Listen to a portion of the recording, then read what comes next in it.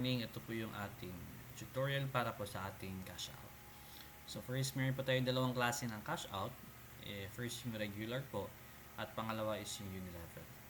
Ito pong regular tsaka unilevel cash out ay may iba't ibang dates po na pwede nyo pong cash out siya, and we will go to that later on. So yun po, first thing that we need to do is we will go here in the upper left and then press po natin siya, and may makita po tayo dito na nag-appear. So ngayon, we need to select ito pong withdrawal. Then may lalabas po ng dalawang option. Ito na po yung dalawang klase ng cash out. So dito, select po natin una ang request withdrawal. Here. So here, as you can see, ito po yung lumabas. Meron po dito request withdrawal, available balance, transaction fee, max cash out, amount, mode of encashment, account number, notes, and itong button mismo na request cash out na. I believe this system is user friendly naman and madali po siya maintindihan. So yun po, meron din po tayo dito history ng cash outs niyo po dati. So yun po. So now to cash out, maka-cash out lang po natin yung ating available balance lamang. Yun po. So ngayon, pwede po tayo here mag-select, which is automatically selected na po ito sa atin. If you can see po here na 0 pa yung ating account number, ibig sabihin hindi pa po siya na-set. So ngayon kailangan po natin panoorin yung isang video naman para ma-set po ito, yung ating encashment details. Yun po.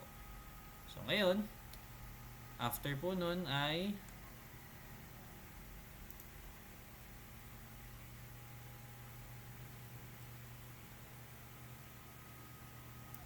so yun.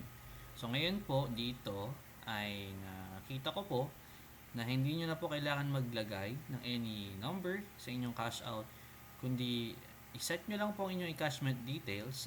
Makikita po natin siya in another video, and now po ay i-press lang po natin agad itong request cash out now.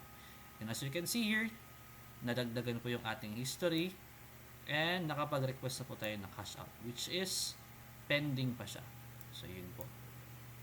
So ngayon naman po, let's proceed naman din sa ating unilevel withdrawal. So here po, press po natin ito, and here, ito po yung ating unang mapapansin. Ito naka-color red na text. Sabi dito, button disabled, unilevel withdrawal is every 28th of the month only. So yun, every 28th of the month lang po makaka-withdraw sa ating unilevel. And para naman po sa ating regular withdrawal is every Friday po siya, which is Friday po ngayon, April 3. It's Friday po. Yun.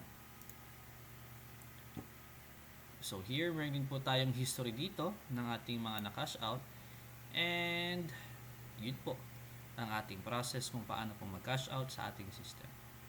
Yun lang po, and thank you.